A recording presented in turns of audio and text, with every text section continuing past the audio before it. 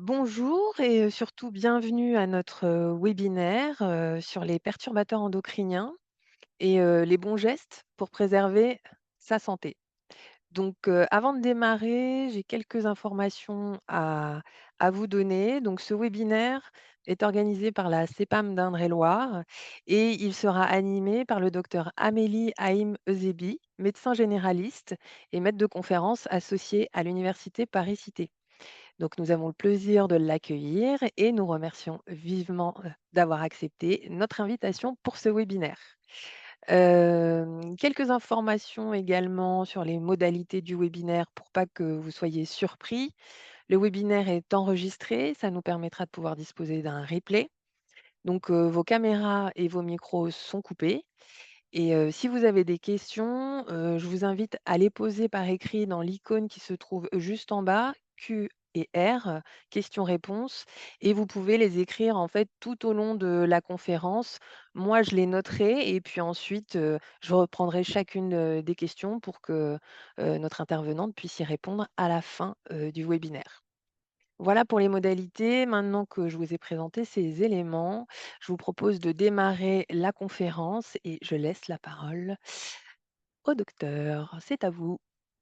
Bonjour à tous, merci beaucoup. Donc je suis Amélie Haïm-Ezebi et comme vous l'avez dit, je suis médecin généraliste et je suis aussi, maître de conférence à l'université Paris-Cité, au département de médecine générale donc je suis pas mal impliquée dans tout ce qui est santé environnementale, santé planétaire, au sein de sur mon territoire, donc j'exerce à Paris, dans le 18e arrondissement. Et donc aujourd'hui, je vais vous parler d'un sujet dont on parle de plus en plus, et je pense que tout le monde en a déjà au moins entendu le nom. Et puis si vous êtes là, c'est que c'est un sujet qui vous intéresse un petit peu.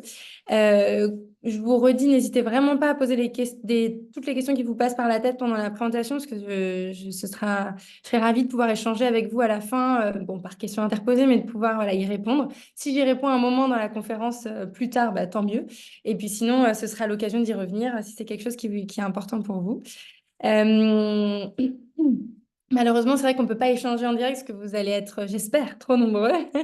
Donc, je vous remercie d'être là et je trouve que c'est déjà super de s'intéresser à ce sujet. Là, mon objectif, c'est vraiment de vous sensibiliser un petit peu au concept de perturbateur endocrinien et comme je vous disais un petit peu, juste de vous dire un mot sur la santé environnementale au global et sur la santé globale, justement.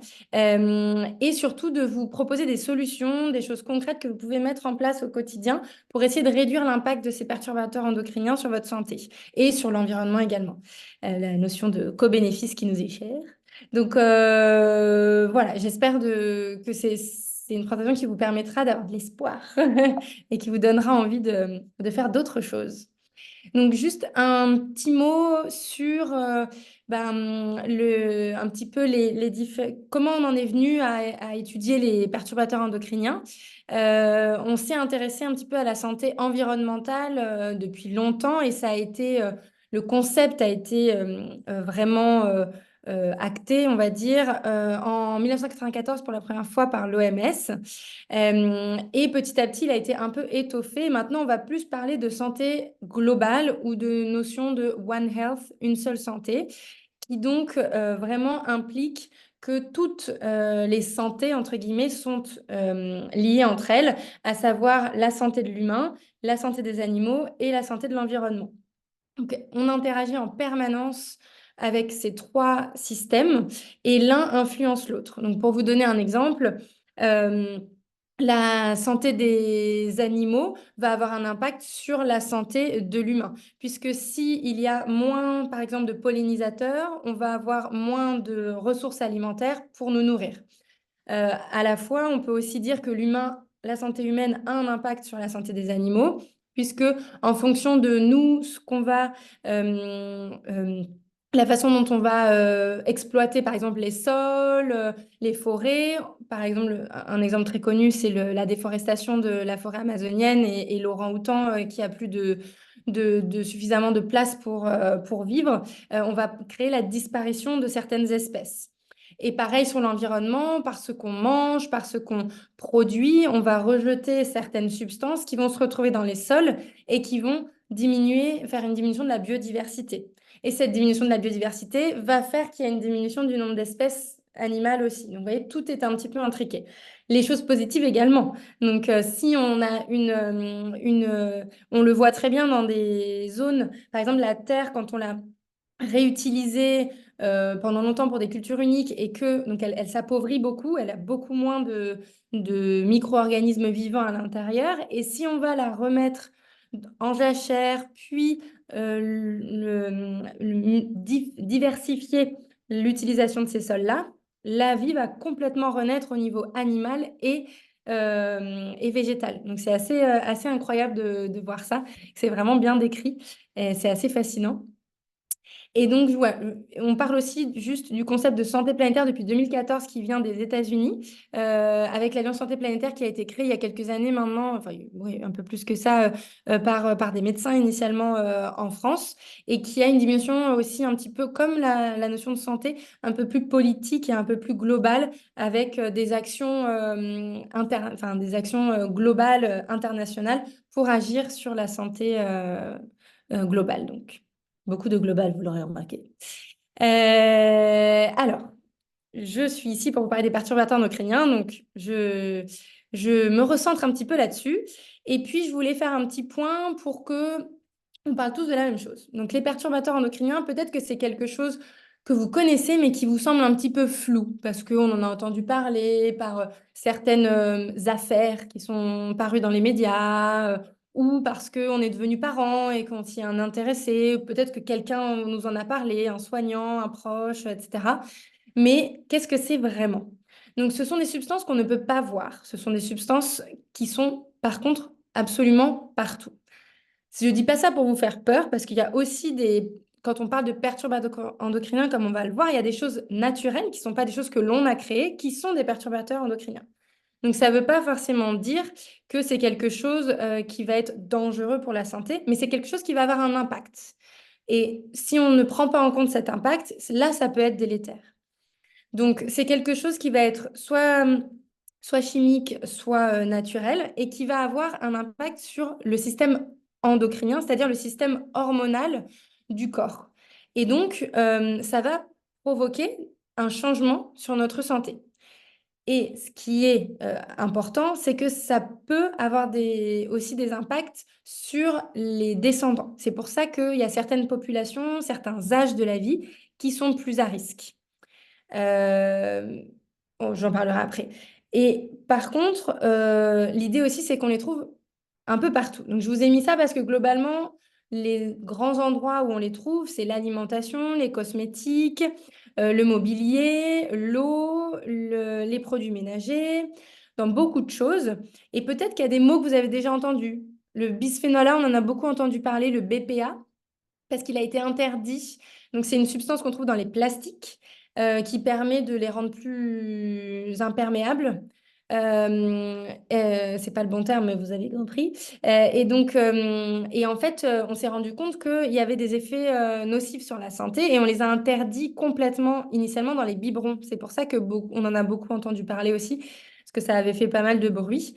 Et c'est un exemple de pourquoi est-ce que cette conférence a tout son intérêt. C'est que l'idée, c'est pas de se dire, bon, ben, on va le remplacer, parce que ça a été remplacé par d'autres types de bisphénols initialement. Mais en fait, on s'est rendu compte que ces bisphénols avaient aussi un impact sur la santé. Donc, c'est pour ça qu'il faut vraiment les identifier et changer ses habitudes de vie si on veut ne plus être exposé à ces perturbateurs endocriniens. Parce que sinon, si on change de type de plastique, on se rend compte que finalement, il y en a dans un petit peu tout. Là, on en trouve aussi peut-être quelque chose, vous avez entendu, les phtalates. C'est un des principaux perturbateurs endocriniens qu'on trouve également dans le plastique, mais aussi beaucoup dans les cosmétiques. Les pesticides, vous en avez entendu parler aussi, qu'on trouve principalement dans l'alimentation, mais qui sont beaucoup rejetés dans l'eau également. Et les parabènes, qu'on va retrouver aussi beaucoup dans les cosmétiques, notamment. Il y a un site et plusieurs infographies, plusieurs documentations qui ont été faites par le Centre Val-de-Loire autour des perturbateurs endocriniens et justement sur comment agir, comment se protéger. Et ils ont recensé, juste dans la région, combien de substances avaient été identifiées qui étaient soit avérées comme dangereuses pour la santé, soit susceptibles de l'être. Donc, on verra après qu'il y a différents degrés de susceptibilité. Il y en a qui sont suspectés de façon très probable, d'autres probables, d'autres possibles, et d'autres, ben, principe de précaution, on ne sait pas vraiment. Et donc, il y a quand même 39 substances, donc, dont tous ceux dont je vous ai parlé, qui ont été identifiées. Donc, c'est quand même assez important. L'idée, c'est que, comme je vous disais tout à l'heure, comme tout est un peu lié, finalement, on va trouver ces perturbateurs endocriniens dans beaucoup d'éléments de notre vie. Il y a différentes façons de les classer.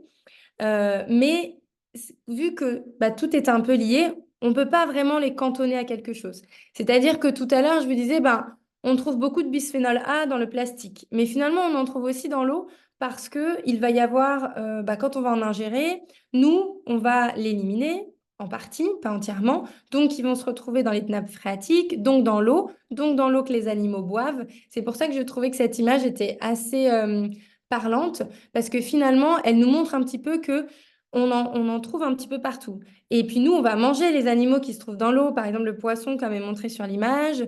On va faire des meubles, des choses avec des éléments de la nature. Et donc, c'est pour ça qu'on vraiment, on en trouve partout et que notre, finalement, notre responsabilité, elle est collective, mais elle est aussi individuelle, puisqu'en fonction de ce qu'on décide d'utiliser comme produit, on va protéger l'environnement aussi. Donc c'est pour ça que tout à l'heure, je vous disais que c'est vraiment important de se dire que c'est pas que votre action, elle va vraiment avoir un impact global. Donc, pour faire un petit peu, si je vous laisserai, de toute façon, le diaporama sera disponible après, après la présentation, vous pourrez le récupérer. Mais voyez, c'est un peu le même résumé que ce que je vous ai dit, mais on va en trouver dans les contenants alimentaires, dans les produits ménagers, dans l'environnement qui a été contaminé, dans les aliments qui ont été contaminés, comme par le mécanisme que je vous décrivais auparavant, dans les cosmétiques qu'on va appliquer, dans les objets du quotidien. Et il faut savoir que vous avez peut-être déjà entendu ce terme de effet cocktail. C'est en fait parce que les perturbateurs endocriniens, malheureusement, ils sont souvent en très petite quantité. Donc oui, il y a un effet cumulé, c'est-à-dire que plus on va en avoir en termes de dose et plus il va y avoir un impact sur la santé. Mais il y a aussi un effet, même si la dose est toute petite, de moment. C'est-à-dire à quel moment je vais être exposée à ce perturbateur endocrinien. Et parfois, on donne cette image de la goutte d'eau dans une piscine olympique. Et c'est vraiment ça parce que ça a été étudié. C'est à peu près ces proportions-là.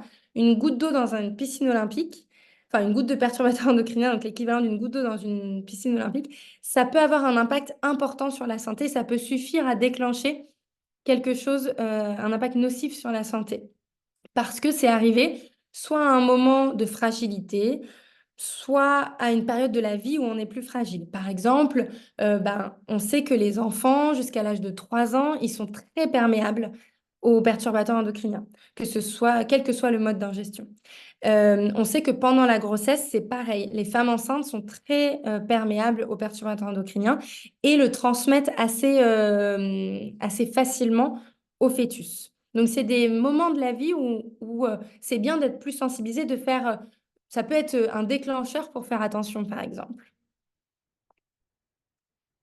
Vous avez peut-être entendu parler aussi, parce que tout à l'heure, je vous disais que les perturbateurs endocriniens, ils peuvent vraiment durer longtemps.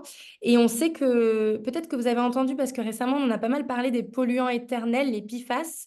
C'est des perturbateurs endocriniens. On en trouve beaucoup dans les revêtements des poêles, téflon, ce genre de choses.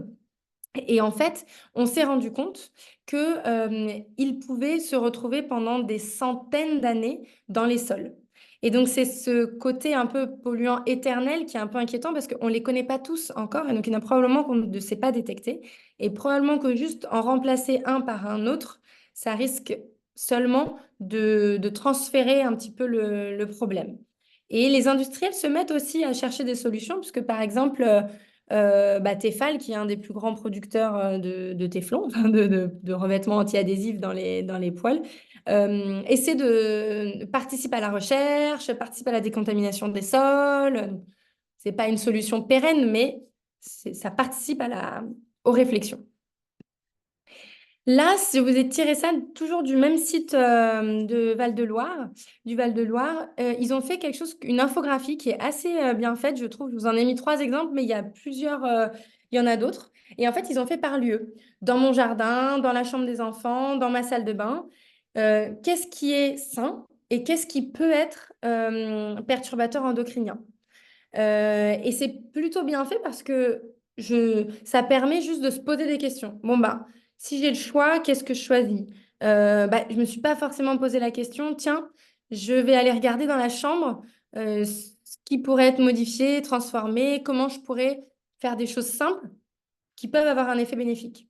Parce que vous allez voir vraiment, l'idée, c'est qu'on va très vite arriver aux solutions et que finalement, ces solutions, elles sont assez faciles à mettre en place. Pas toutes, hein, ça dépend, et puis chacun a sa perspective. Mais en tout cas, il y a des choses concrètes que vous pouvez mettre en place dès aujourd'hui, par exemple, si vous le souhaitez.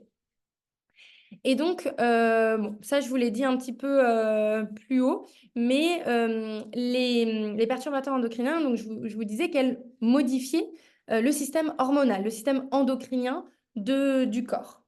Eh bien, il y a 3 manières de modifier ces hormones. Soit elles vont se substituer aux hormones, c'est-à-dire qu'elles vont imiter l'action de notre hormone normale. Et du coup, ça va envoyer des informations erronées au corps. Soit elles vont empêcher l'action des hormones, et donc il va y avoir une impossibilité de fonctionnement d'une glande, par exemple, comme la thyroïde, le pancréas. Euh, Soit elles vont modifier la production de ces hormones. Et du coup, ben, le corps va plus les produire comme il en a besoin normalement. Et donc ça va avoir des conséquences sur notre santé. Euh, les voies d'exposition, elles sont au nombre de 3, principalement. On va soit les ingérer dans notre alimentation, hein, dans l'eau, soit via les pesticides, soit via la contamination des eaux, la contamination des aliments qu'on va manger. Soit parce qu'on a touché quelque chose, on va manger quelque chose comme les bébés qui vont lécher les jouets, tout ça. Soit par le contact, par la peau. Par exemple, quand on porte des vêtements, quand on met des lentilles, quand on met de la crème sur la peau, ce genre de choses. Soit par la respiration, donc quand on va inspirer des poussières qui sont polluées, l'air qui est pollué par la pollution de l'air qu'on connaît, mais aussi la pollution intérieure de notre air, des produits ménagers qu'on va utiliser, des revêtements de sol, ce genre de choses. Et donc, finalement, il va y avoir des conséquences sur notre santé. C'est en anglais, mais rassurez-vous, je vais le traduire. Mais je trouvais qu'il était bien fait. C'est juste pour vous dire finalement l'importance. Parce que vous pourriez me dire, oui, bon, d'accord, il peut y avoir un impact sur notre santé des perturbateurs endocriniens, mais bon, il y a plein d'autres choses. Il y a d'autres choses qui sont peut-être plus impactantes. Alors oui et non. C'est-à-dire qu'on s'est rendu compte, comme moi je suis médecin, forcément je me dis que je vais sauver le monde, hein, c'est bien connu, et que quand les patients vont venir me voir, ils vont ressortir de mon cabinet et ouf, ouf, ils vont être en bonne santé. Bon, en fait, je n'agis que à 20%, bon, c'est déjà pas mal, mais 20% sur leur santé. Bon, et puis à mon petit niveau, évidemment, bien moins, mais en tout cas, le fait d'avoir un système de santé efficace, d'avoir accès à des soins de qualité, ça va déterminer 20% de sa bonne santé. Il va y avoir 30% qui va être déterminé par la façon dont on agit dans son quotidien, nos comportements. C'est-à-dire, est-ce qu'on fume? Est-ce qu'on fait du sport? Est-ce qu'on mange sainement? Est-ce qu'on boit de l'alcool? Est-ce qu'on a des conduites addictives, des conduites sexuelles qui peuvent nous mettre en danger? Tout ça va compter à 30%. À 40%, ça va être, alors c'est fait aux États-Unis, mais l'éducation, le travail dans lequel on est, parce qu'on va aussi avoir des expositions via le travail, l'environnement, la monétisation. Donc, Et finalement, il y a quand même 10% qui vont être dus exclusivement à l'impact de l'environnement sur notre santé.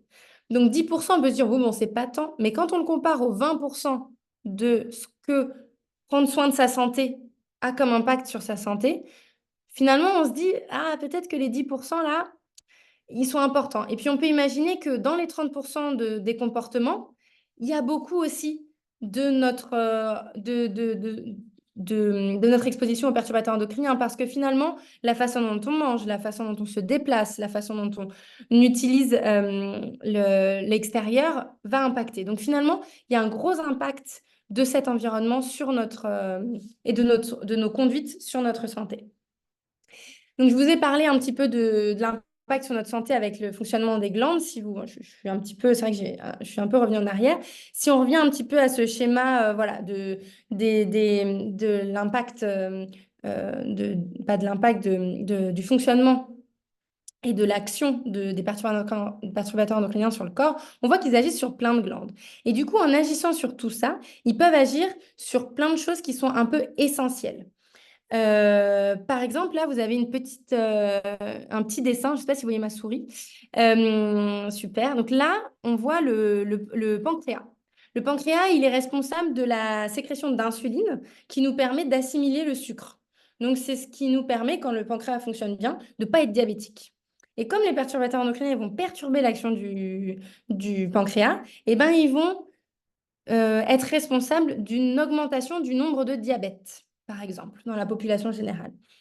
Pareil, comme ils agissent sur le tissu adipeux, c'est-à-dire le gras, on va avoir du mal à bien faire rentrer le sucre dans les cellules. Et du coup, il y a une augmentation du nombre de la prévalence, donc du nombre de patients qui souffrent d'obésité. Pas uniquement dû à nos comportements, mais aussi aux substances auxquelles on est exposé. Et à d'autres facteurs, des facteurs génétiques, voilà, mais aussi aux perturbateurs endocriniens. La glande thyroïde, pareil. Il y a de plus en plus de gens qui ont des troubles des pathologies thyroïdiennes, que ce soit des difficultés de fonctionnement ou des cancers. Et il y a quelque chose qui est justement qui inquiète beaucoup les gens qui étudient les perturbateurs endocriniens, c'est l'impact sur la fertilité. Parce qu'il y a vraiment une baisse de la fertilité dans le monde entier qui est due à plein de facteurs différents, mais les perturbateurs endocriniens ont un rôle assez important malheureusement dans la diminution de la fertilité, aussi bien côté homme que femme, parce que, alors il y a plein de mécanismes, vous avez peut-être entendu parler, maintenant ça date un petit peu, mais de l'affaire du Distilbène qui a été donné à l'époque chez les femmes enceintes pour diminuer le risque de fausse couche. Et en fait, on s'est rendu compte, oups, pardon, on s'est rendu compte des années après, mais quand je vous dis des années, c'est des dizaines d'années après, que ça avait un impact sur les descendants, donc sur les fœtus femmes qui étaient portés par ces mamans pendant leur grossesse à qui on donnait du Distilbène. Et on s'est rendu compte que ça augmentait le risque de cancer du col de l'utérus, le risque du cancer de sein, des malformations génitales, une infertilité chez certaines femmes, et ça jusqu'à 3 générations après la femme qui avait été traitée. Donc encore pour une fois, pour vous dire que finalement, on agit aujourd'hui, mais on agit aujourd'hui pour le futur aussi. Donc ça, c'est un exemple voilà, pour vous dire que ça a un impact. Et il y a un autre truc un peu rigolo. Vous avez peut-être déjà entendu parler du DDT. Le DDT, c'est un pesticide qui était très, très, très utilisé. Maintenant, il est interdit depuis pas si longtemps que ça. Mais en France et dans l'Union européenne. Il était utilisé parce que c'était un désherbant assez puissant, si je ne dis pas de bêtises. En tout cas, il était très utilisé dans l'agriculture. Et c'est aux États-Unis qui se sont rendus compte qu'il y avait un problème parce que il y avait dans les régions agricoles, les crocodiles des lacs de ces régions-là avaient tous des micro-pénis et ils n'arrivaient pas à se reproduire. Ils étaient en train de disparaître, on ne comprenait pas pourquoi. Donc, bah, ah tiens, il y en a un micro-pénis, comment ça se fait? Ils ont cherché et ils se sont rendus compte que dans ces lacs-là, il y avait une concentration de DDT absolument hallucinante et que c'était ça qui était la cause directe de leur infertilité. Donc, l'avantage, c'est qu'il y a eu une réaction très vite. Ça a été interdit immédiatement, quasiment aux États-Unis, et quelques temps après, dans beaucoup d'autres régions du monde. Et donc, c'est souvent par des choses comme ça, vraiment très concrètes, qu'on va se rendre compte initialement, maintenant on le sait plus en amont, mais qu'on va se rendre compte de la dangerosité de certaines choses. Et c'est pour ça que il faut qu'il y ait des organes de surveillance et d'observation qui existent en France depuis longtemps. Et il y a notamment l'étude Alban en France qui existe pour surveiller ça et voir quel impact ça a. Pareil pour les cancers, souvent on se rend compte que, en fait, il y a des espèces d'alertes. Pourquoi est-ce qu'il y a plus de cancers de ce type-là dans cette région-là, dans cette zone-là? Et souvent, il peut y avoir des causes environnementales quand c'est très régional comme ça. Et malheureusement, les perturbateurs endocriniens ont un effet avéré, notamment dans la cause de cancer du sein, de la prostate, et on connaît les substances qui en sont responsables. On en vient à la partie, bon, là j'étais un peu obligée de vous dire, bon, qu'est-ce que ça fait, comment ça marche, comment on y est exposé, c'est un peu déprimant, j'espère que vous n'êtes pas déconnectés. Parce que voilà, là c'est, bon, ok, on sait tout ça. Évidemment, il va falloir faire des choses à la source, mais aussi nous, on peut s'en protéger. Comment? Alors, tout d'abord, je vous ai dit, il y a plusieurs zones. J'ai décidé voilà, de répartir un petit peu en grandes catégories. Et notamment, l'alimentation, c'est quelque chose qui va avoir un énorme impact, comme vous avez pu le deviner depuis ce que je vous raconte depuis une demi-heure, sur la concentration de perturbateurs endocriniens dans notre corps. Pourquoi? Ben, par les pesticides, la façon dont la façon dont les sols sont contaminés par d'autres polluants, etc. Donc, comment est-ce qu'on peut limiter l'ingestion de perturbateurs endocriniens? Je pense que voilà, vous ne serez pas étonnés si je vous dis que le bio, utilisant pas de pesticides, nécessairement, eh bien, on est moins exposé. Donc ça, c'est vrai que c'est quelque chose qui est vraiment efficace. Alors, ça suffit pas, hein, comme tout le reste, mais c'est vraiment efficace. Et souvent, finalement, il y a une question de coût qui revient parce que ça coûte cher. Ça coûte plus cher que l'agriculture conventionnelle. Mais finalement, si on se met, alors ça demande un petit peu de temps aussi, mais si on se met à plus cuisiner, ça peut coûter moins cher que d'acheter des produits directement transformés qui, eux, coûtent plus cher au kilo par rapport à la quantité qu'on va avoir.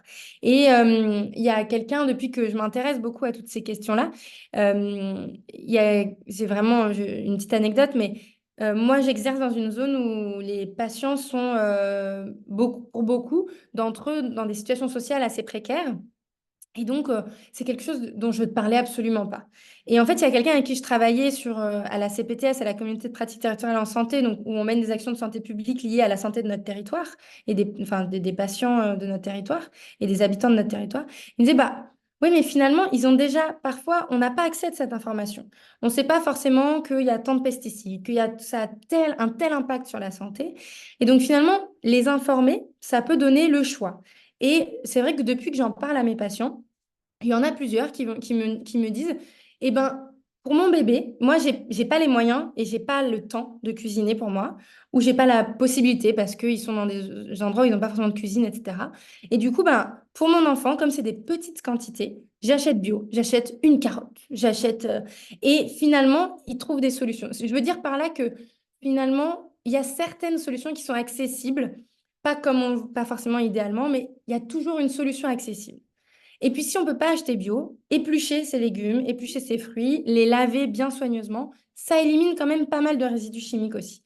Et même dans le bio, il y a des résidus chimiques aussi, on le sait, parce que les sols sont un petit peu contaminés, qu'il peut y avoir des dispersions. Donc, pareil, certains fruits, par exemple la pomme qui absorbe beaucoup, ça peut valoir le coup de l'éplucher de toute façon. Et comme je vous disais, ben, forcément, quand vous faites vous savez ce que vous mettez dedans. C'est sûr que c'est bien. Mais quand on n'a pas forcément le temps de cuisiner, ça coûte encore un peu plus cher. Mais les aliments surgelés, ils gardent leurs vitamines, ils gardent leurs propriétés. Et ben, ça permet pareil, en général, c'est 100% fruits, 100% légumes. Pardon. Et du coup, ça permet de savoir ce que vous mettez dans votre assiette. Et j'en reviens au plat tout prêt. Quand on n'a pas le temps, ça peut être une option. Juste privilégier, et pas que pour les plats, par exemple pour les biscuits que vous achetez, pour tout, même à la limite bio, même s'il y a plus de substances interdites, il y en a aussi qui peuvent être des perturbateurs endocriniens. Vous pouvez regarder la liste des ingrédients. Déjà, s'il y a des mots que vous ne comprenez pas, que vous ne connaissez pas, c'est pas normal, je vous les déconseille. Parce que les E quelque chose, c'est sûr, ce sont soit des conservateurs, soit c'est des arômes qui soient naturels ou pas, donc probablement des perturbateurs endocriniens. Sauf que parfois, les industriels, ils se disent, bon, maintenant, ils ont compris le coup, on va leur mettre des noms chimiques. Donc, en gros, si vous comprenez pas, passez votre chemin si vous le pouvez, c'est mieux. Mais souvent, ce qui finit par ol, c'est pas très bon. Et plus la liste d'ingrédients est longue aussi, moins ça sent bon. Donc ça, c'est vraiment voilà, un conseil qui peut être... alors les courses prennent un petit peu plus de temps à se faire, mais au final, après, on sait, on repère les produits. Ce qui peut être bien aussi, si vous pouvez, dans l'eau, même du robinet que vous buvez. Alors, l'eau en bouteille, ben, il y a toujours ce... On en parle pas mal en ce moment, peut-être que vous avez entendu, l'eau est contaminée. On sait que ce soit du robinet, que ce soit l'eau en bouteille. L'eau en bouteille est contaminée par des microparticules de plastique qu'on ingère. Les eaux minérales, il y a eu un scandale il n'y a pas longtemps parce que l'eau minérale, normalement, on n'est pas censé la traiter. Sauf que les industriels ont été obligés de la traiter pour qu'elle soit dans les normes.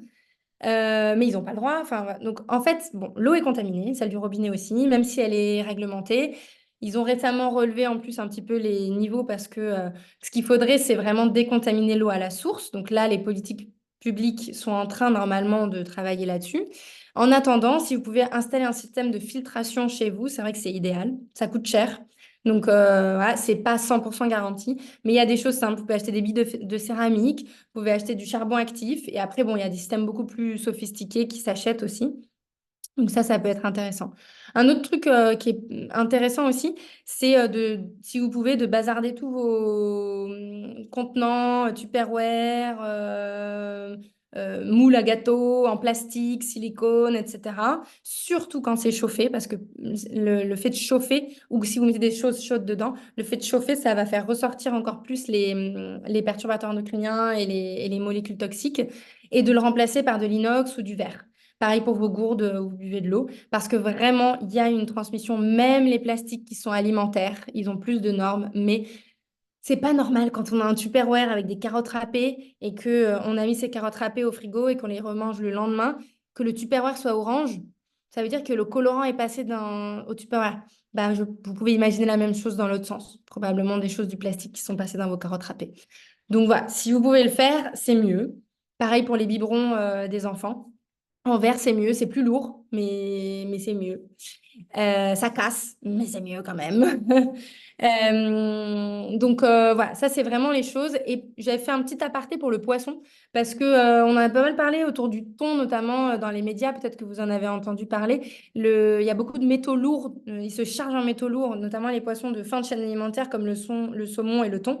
En plus, alors pas le thon, mais le saumon, c'est une catastrophe écologique. Donc c'est une raison de plus pour limiter sa consommation de saumon. La truite saumonée est très très bonne et il y a des productions françaises, voilà, donc si ça vous intéresse. Et il y a plein de poissons qu'on ne connaît pas en fait. Le maigre, la sébaste, c'est super bon, c'est des poissons blancs qui ressemblent aux cabillaud mais qui ne sont pas des cabillaud. J'ai mangé il n'y a pas longtemps des acras de mulet. Donc le mulet est un poisson blanc qui est très bon, parce que vous savez, les acras de morue, c'est du cabillaud en fait séché, et le cabillaud, il est surpêché, c'est une catastrophe. Il y a des élevages aussi, enfin voilà, c'est donc ça, bon, c'est un autre sujet, mais il y a des labels pour vous aider.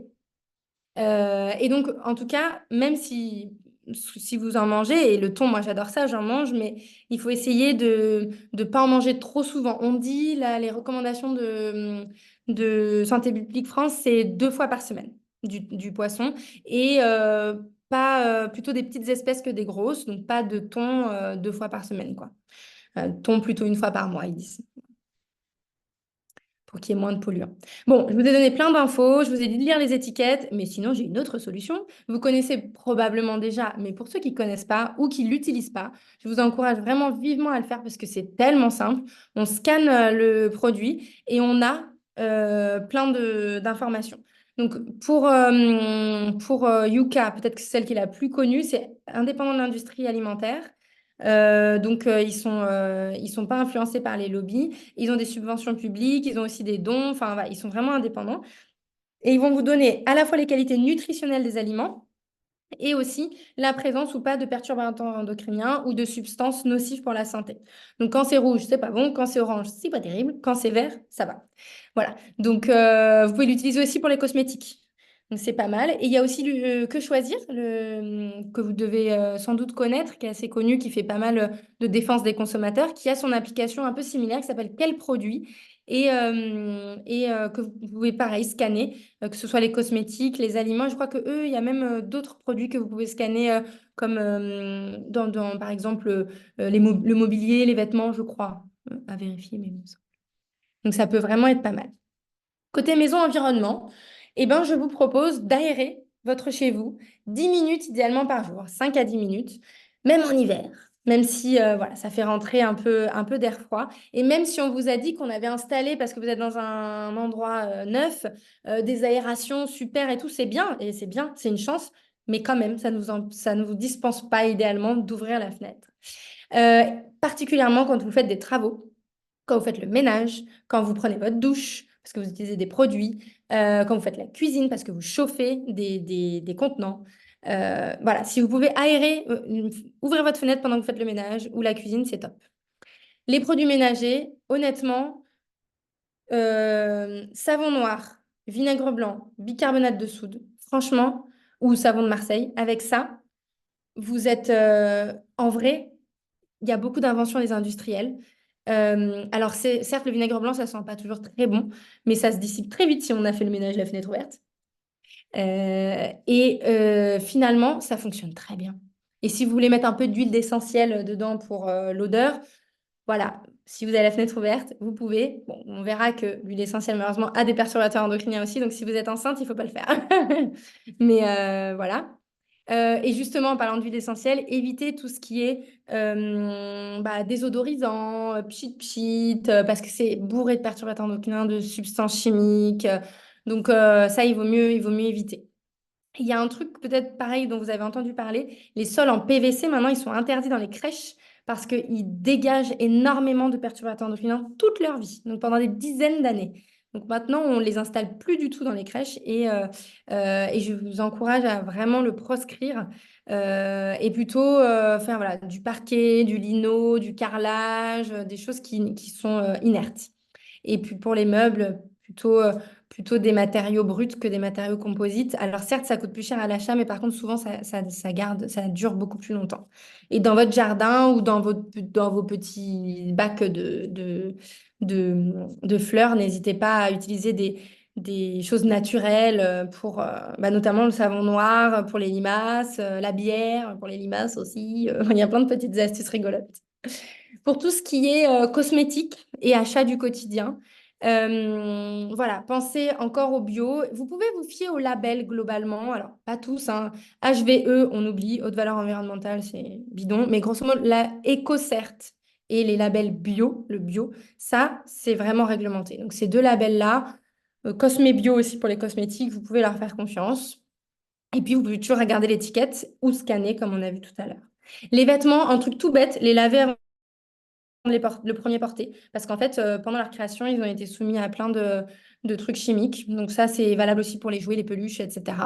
Et puis, plus c'est naturel, la fibre, et mieux c'est, hein, parce qu'on a beaucoup, beaucoup de polyester dans nos vêtements. C'est du plastique, hein, du pétrole, issu de la pétrochimie. Le plastique, c'est du pétrole, hein. Donc, voilà. Et quand on dit ça, on se dit, c'est un peu moche le pétrole quand même. J'ai pas trop envie de porter ça sur moi. C'est pour ça que les pulls en gras, ils sont tout doux. Bon, certes, c'est très cher, mais pareil, ça dure plus longtemps. Et il y a pas mal de filières de lin qui se reforment en France. Et c'est hyper agréable et ça dure très longtemps le lin. Donc certes, c'est pareil, ça coûte un peu plus cher à l'achat, mais ça vaut le coup. C'est un investissement sur l'avenir. Pour tout ce qui est contenant, je vous en ai déjà parlé, mais donc verre, inox, je vais pas parlé du bambou, mais le bambou, ça marche. Le BPA free, c'est pas suffisant pour ne pas utiliser le plastique. Euh, Pareil, quand vous cuisinez, vraiment, s'il vous plaît, ne rachetez plus de casseroles avec les anti-adhésifs. Je sais, c'est pratique. Moi aussi, parfois, quand je cuis mes légumes, mais ça accroche, c'est un féculent. Mais vraiment, c'est un truc on sait que les PFAS, c'est une catastrophe et environnementale et pour la santé. Donc, si vous le pouvez, dès qu'elles sont usées, hop, vous les remplacez par des casseroles ou des cocottes ou des poêles qui n'ont pas ce revêtement anti-adhésif en fonte, en céramique, voilà, c'est un peu plus lourd. Mais bon, avant, on ne cuisinait qu'avec ça. Et d'ailleurs, souvent, on retrouve le goût un peu qu'on avait enfin, moi personnellement, que j'avais chez mes grands-parents de ce qu'ils me cuisinaient. Donc, c'est rigolo.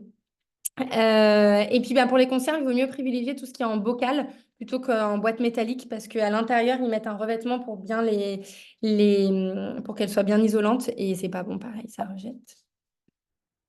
J'avais fait un petit focus sur les bébés et les enfants parce que ouais, c'est quelque chose qui nous préoccupe en tout cas beaucoup souvent. Et donc, pareil, des petits tips un peu faciles à mettre en place, en tout cas, voilà, des choses qui sont concrètement possibles. Éviter les jouets en plastique, notamment ceux qui sont souples parce que c'est ceux qui ont le plus de perturbateurs endocriniens à l'intérieur, parce que c'est les phtalates qui rendent cette souplesse. Donc le bois, c'est pas mal. La première fois que vous les ouvrez, lavez-les bien à l'eau et au savon. Si vous pouvez pas, laissez-les, aérez-les pendant plusieurs jours avant de les donner à votre enfant qui va les mettre à la bouche. Au sein de la communauté européenne, il y a vraiment des normes qui protègent aussi et qui sont plus strictes pour les enfants. Donc ça vaut le coup de regarder d'où ça vient.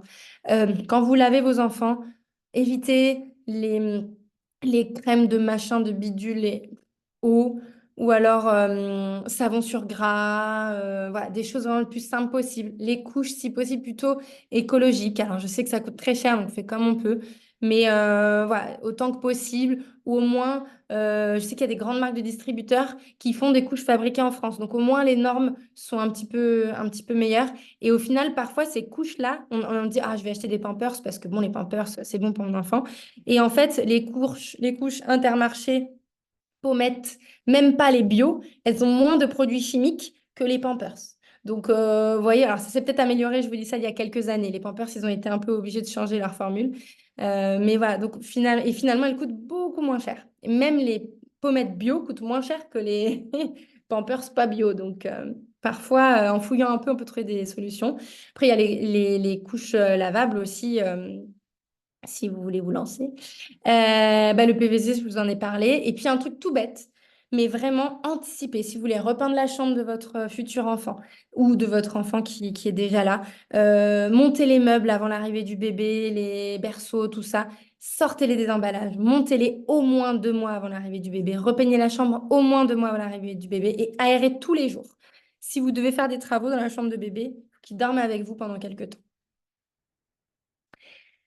J'ai presque fini. Là, l'idée, c'était vraiment de vous dire, bon, à plus grande échelle, parce que, comme je disais tout à l'heure, certes, il y a des choses qu'on peut faire, mais il y a des choses, la décontamination de l'eau, etc.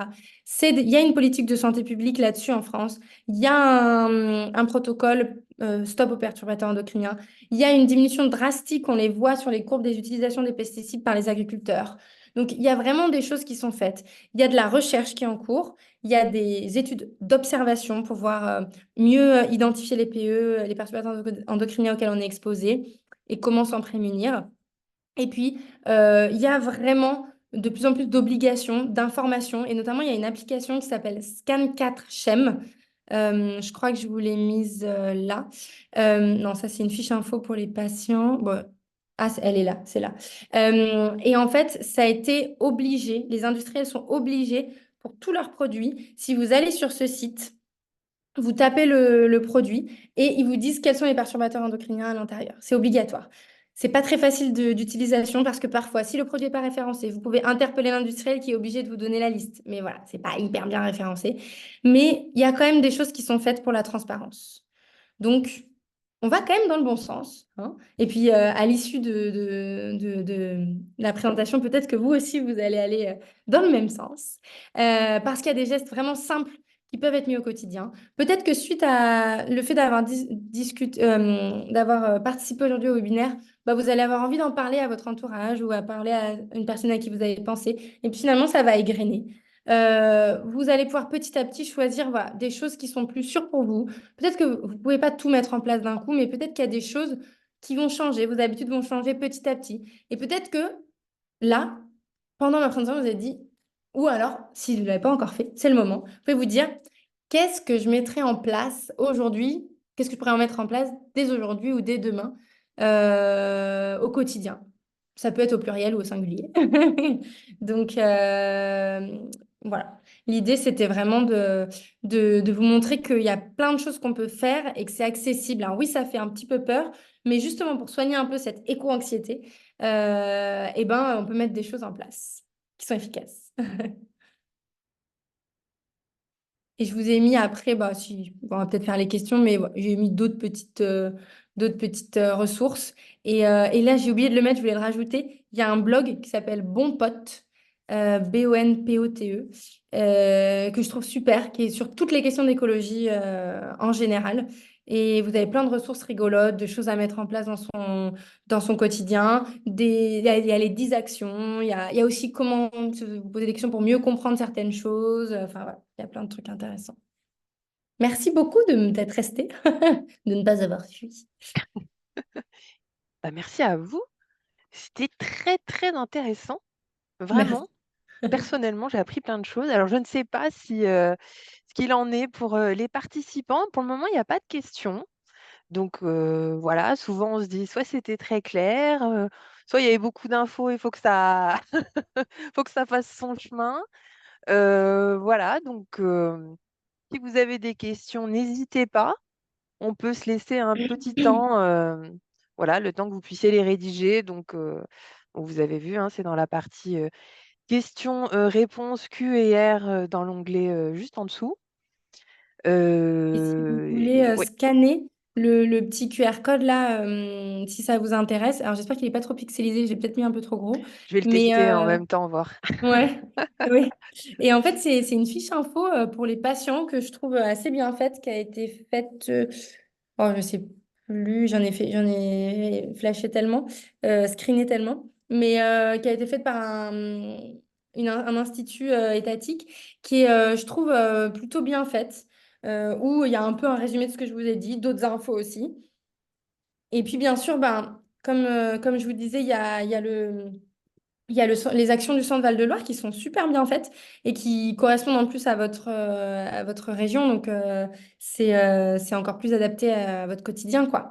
Et il y a une fiche justement sur tout savoir sur les perturbateurs endocriniens que vous pourrez trouver sur ce lien-là, qui est bien faite aussi. Et donc, vous pouvez retrouver aussi les infographies par pièce de la maison ou lieu que je vous ai remis ici. Oui, elles sont vraiment très chouettes, hein. C'est assez Mm. clair. Et c'est vrai qu'il y en avait au moins, je sais pas, parce que là, vous avez mis Oui, j'en deux, avais tro- mis trois, deux, trois mais exemples, mais il me mm, semble que bon, il y avait vraiment toutes les pièces de la maison. mm. Donc, La cuisine, la salle de bain, exactement. le salon, la Ouais. chambre, et donc même l'extérieur, c'est pour ça que j'avais mis dans mon jardin, le garage aussi, je crois. Enfin, Oui, ouais. le garage aussi, ouais, le bureau, enfin Mm. tout, quoi. Donc voilà, n'hésitez pas à aller voir ça.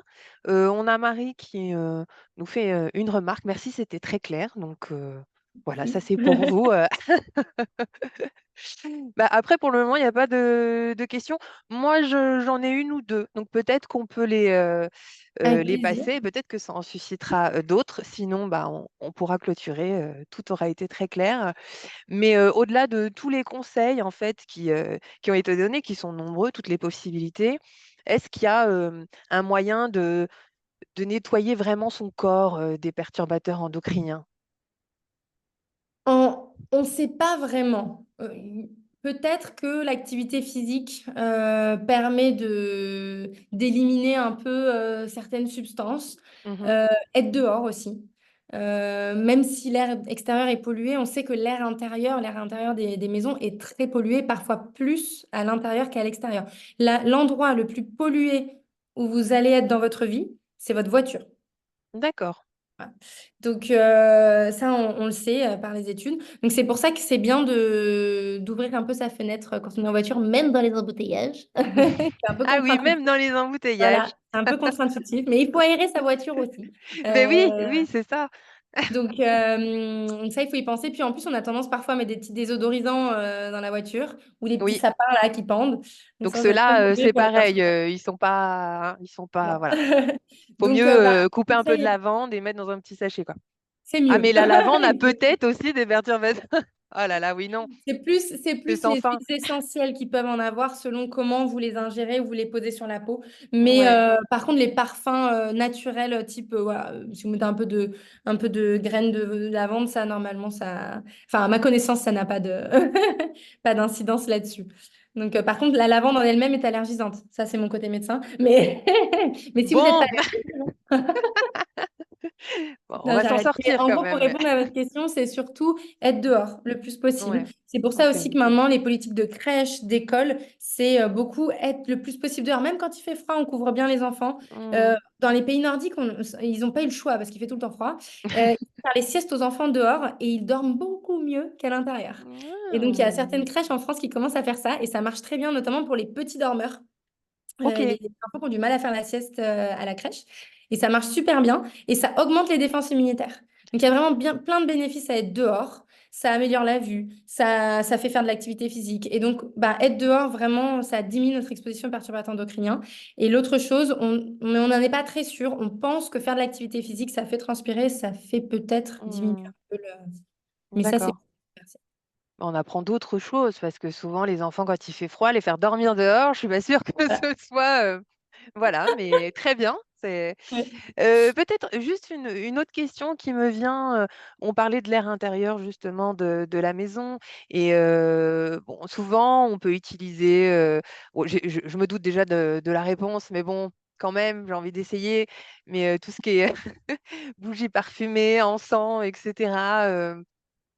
Ouais, Ouais, non. non, hein. Ouais, voilà, c'est Ouais. ça. En fait, ça brûle. C'est de la combustion. Donc, Mmh. ça émet des particules fines.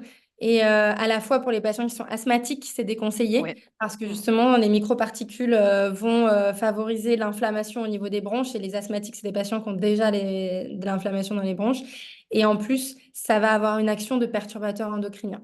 Donc, Mmh. vraiment. Même si ça sent bon, même si c'est naturel, les bougies parfumées, l'encens. Et la sauge, nous dit Marie. La Et sauge. la sauge, si on la brûle pas, quoi. En fait, le fait de faire de la combustion, c'est Mmh. pas terrible. Mmh. Par contre, si on met juste des feuilles de sauge et qu'on les secoue un peu comme ça, là, c'est bon. Bon, ben voilà, Marie, il faut secouer les feuilles de sauge, et ne pas les faire, brûler. Voilà, faut Heu, éviter la combustion, ouais. bon, Mm. on a Marilyn, qui nous dit aussi: «Merci beaucoup, c'était effectivement très clair votre intervention et présentation». Voilà, Merci. je vous le partage. Du Merci coup, voilà, beaucoup. ça fait toujours plaisir. Mais Hem, bah, si c'est un sujet qui vous intéresse, il y a plein de façons de se sensibiliser. Il y a plein d'associations comme par exemple le Shift Project, l'Alliance Santé Planétaire. Il y a plein d'autres. Et donc, je vous disais, bon pote, vraiment, si un jour, je sais pas, vous êtes dans le train, il est en retard, vous ennuyez, hop, allez jeter un œil. C'est intéressant, c'est accessible. Et ça permet vraiment d'avoir des clés aussi. C'est des choses qui sont plutôt positives, hein. Et ça permet d'avoir des clés, des choses à mettre en place. Et par exemple, les shifters, ils font beaucoup de sensibilisation gratuite. Alors parfois, il y a des événements dans votre région. Parfois, c'est des webinaires. Faut pas mmh. hésiter à fouiller un petit peu si ça vient pas à vous. Mais bon, si vous êtes là aujourd'hui, c'est que déjà, vous êtes sensibilisé à la question et que vous y intéressez. Mais si vous voulez aller un peu plus loin, ouais, il y a ça il y a ces ressources-là qui sont pas mal. Et puis pour les parents et même les non-parents, le site des 1000 premiers jours est super bien fait. Vraiment. Et pareil, il y a un truc de lieu dans ma cuisine, pas que centré sur les perturbateurs endocriniens, mais centré sur la bonne santé, qui est super bien fait. Donc n'hésitez pas à y aller et à fouiller.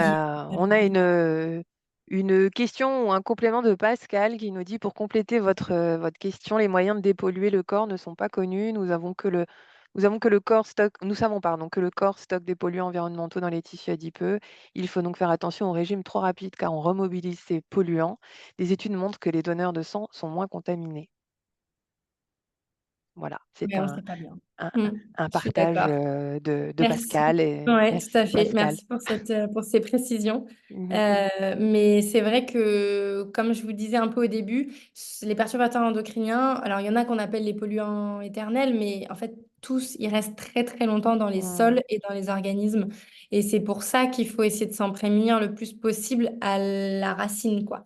Donc tout à l'heure, vous disiez comment les éliminer. En fin de compte, j'aurais dû vous répondre, bah, c'est comme quand on veut arrêter de fumer, le mieux c'est de ne pas avoir commencé, quoi. Mmh. C'est un peu la même réponse, en Bon, effet. sauf que là, voilà, il y a plein de choses aussi qui dépendent, voilà, comme C'est vous sûr. avez dit, C'est sûr.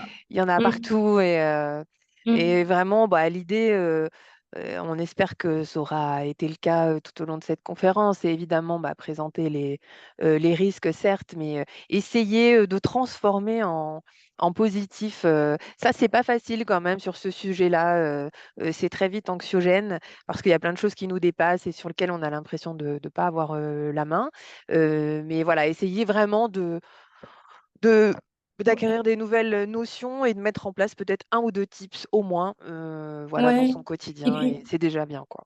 si je peux ajouter quelque chose, oui et Mmh. non, c'est anxiogène, oui, mais en même temps, c'est se rendre compte qu'on peut agir. Et ça, je trouve que, euh, en fait, on entend beaucoup, bah, de toute façon, c'est pas à mon échelle que je vais pouvoir faire Mmh. quelque C'est chose, vrai. je n'aurai pas d'impact. Et en fait, ça, on sait que c'est faux parce Mmh. qu'il y a des centaines de millions, de milliards d'espèces et de micro-organismes qu'on voit même pas. Et en fait, chaque action, moi, j'avais parlé avec un microbiologiste, il me disait, en fait, chaque action, elle va sauver un mini micro-organisme nano-organismes.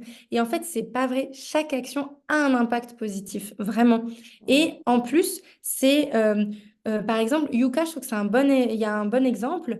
C'est grâce à des actions comme l'action de Foodwatch et Yuka qui ont mené au tribunal les industriels pour cette histoire de nitrite dont vous avez peut-être entendu parler, qui sont des conservateurs qui peuvent avoir qui ont un risque avéré de cancer digestif. Et grâce à ça, on a réussi, grâce à ces actions-là, à la pression des usagers qui ont diminué leur consommation de nitrite. Les industriels ont été obligés de se repenser et maintenant, il y a beaucoup Mmh. moins de nitrite et ça a été Mmh. interdit dans certains aliments.